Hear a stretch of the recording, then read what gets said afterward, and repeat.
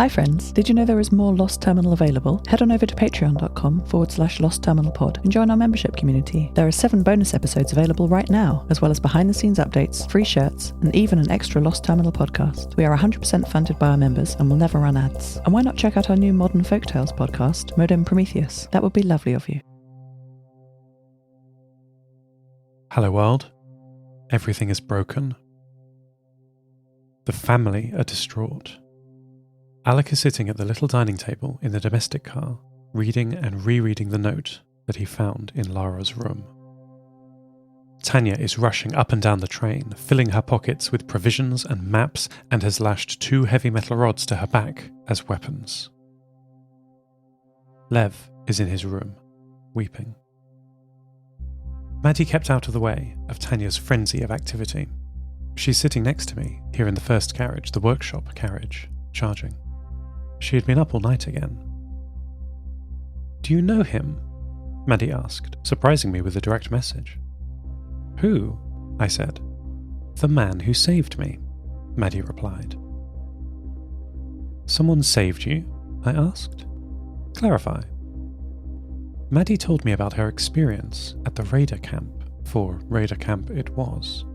The crowd hit her with metal, broke off her UHF antenna, and pulled on her legs. But she felt calm, she told me, as though the attack was happening to someone else. Pain was distant, and she felt certain of safety.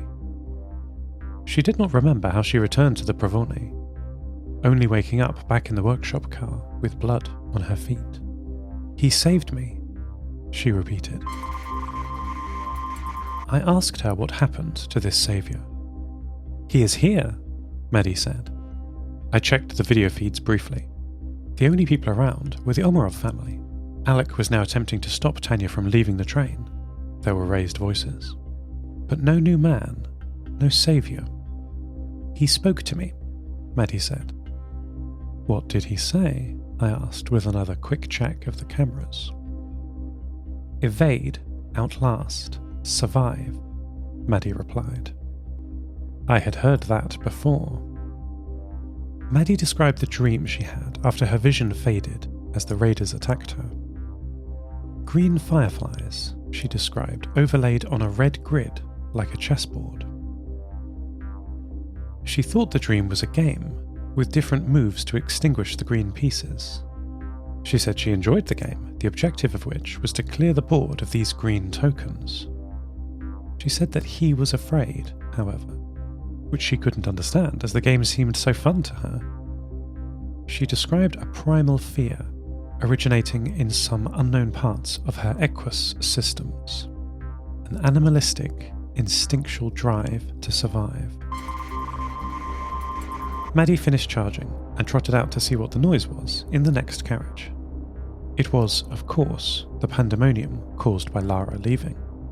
I was left wondering what other subroutines are hiding in Maddie's pre-collapse subconscious.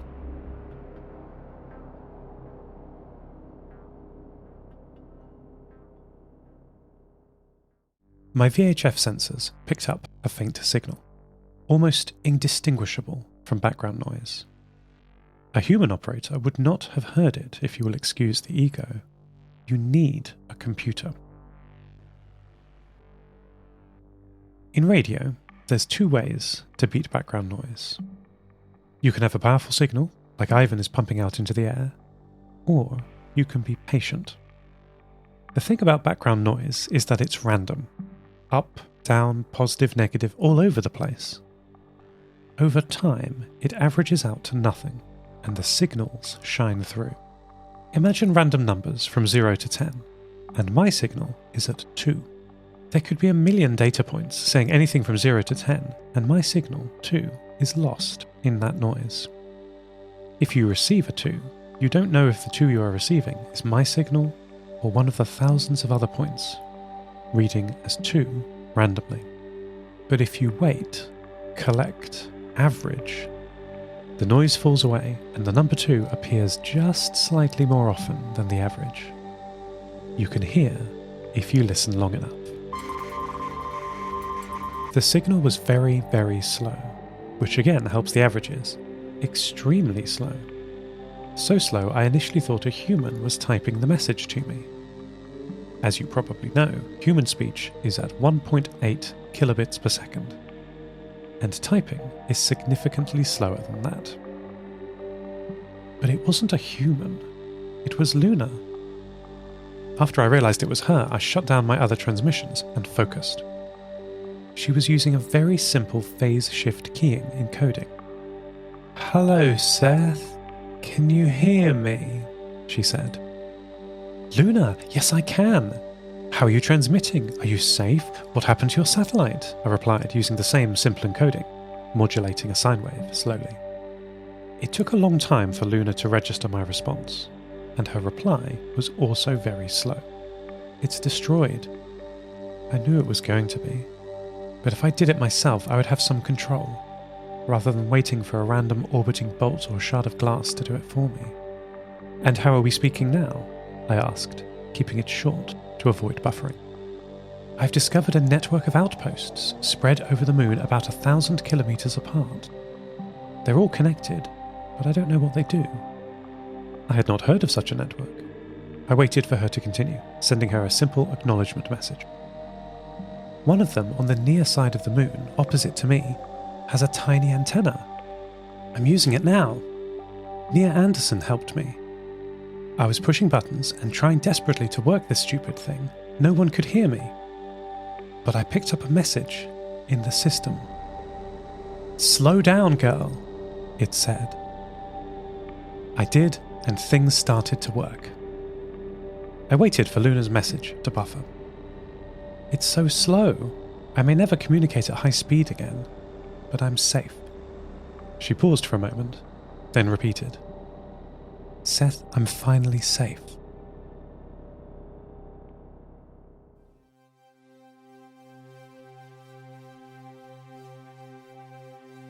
Something incredible has happened at the cracked bunker on the hill on Severney Island.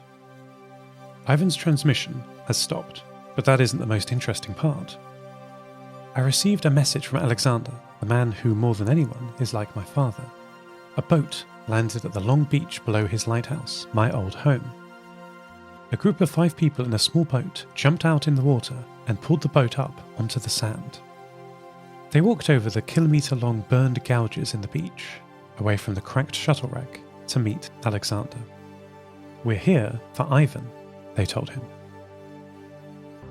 The group was a rescue party, of sorts, Alexander told me while relaying the story later.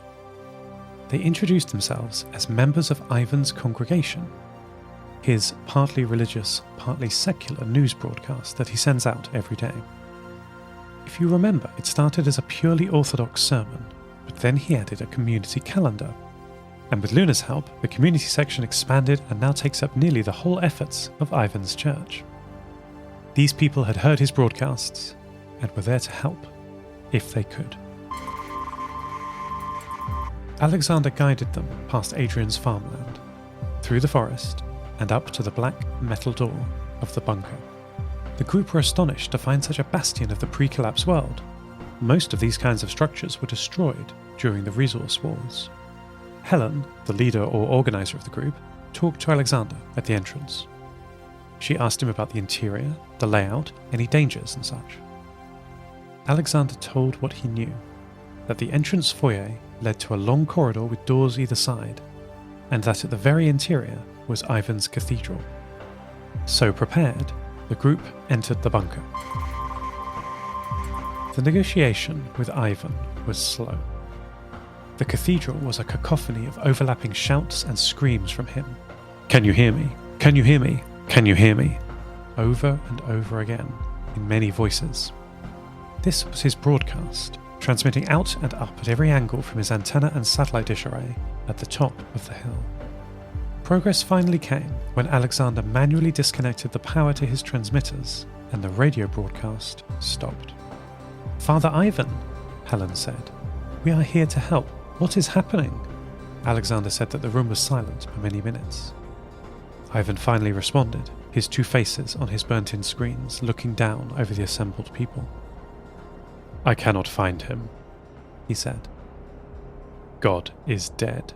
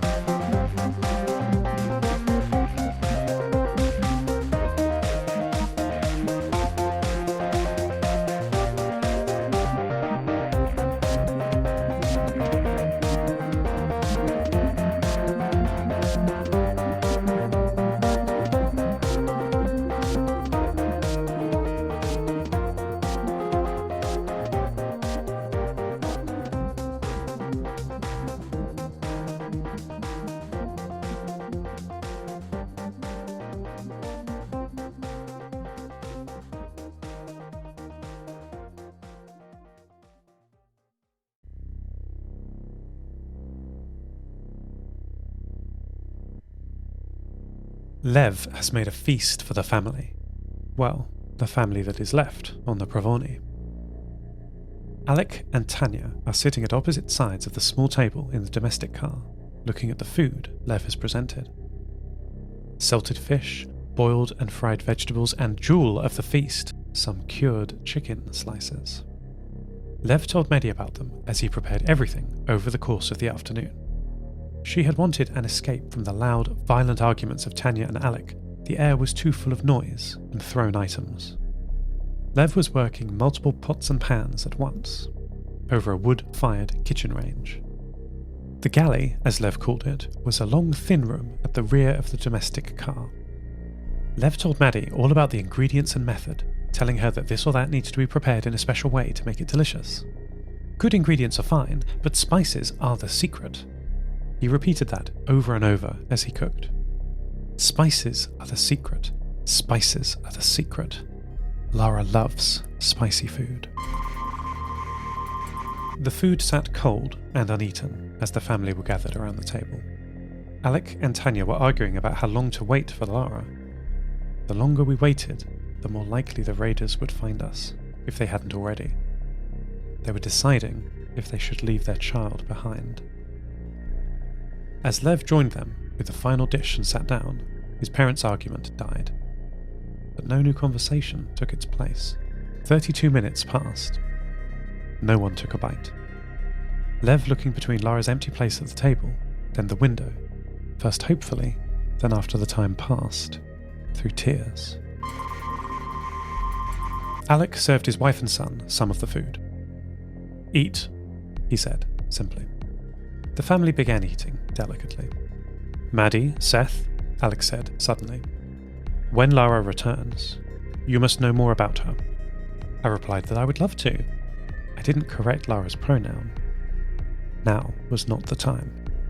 "She had so many friends as a child," Alec said with a laugh. "Always the most popular kid when we stopped at the villages and towns. And such a risk taker. We had a job to keep her off the roof." Tanya suppressed a laugh, which turned into a sob through her smile. "She was so huggy as a child, always attached to either of us like a limpet. But things changed." Tanya stopped smiling.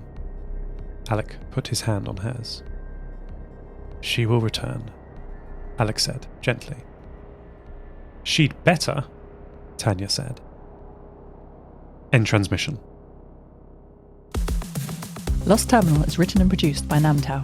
Credits narrated by Lucy Stringer. Thank you so much to our Patreon producers, Ada Phillips, Devin Metcalf, Wil Taylor, and to all our patrons. Follow us on Twitter at Lost Terminal Pod. Subscribe to the podcast on Spotify, iTunes, or your favourite network. For bonus content and other perks, support us at patreon.com/Lost Terminal Pod. That would be lovely of you. Lost Terminal will return next week.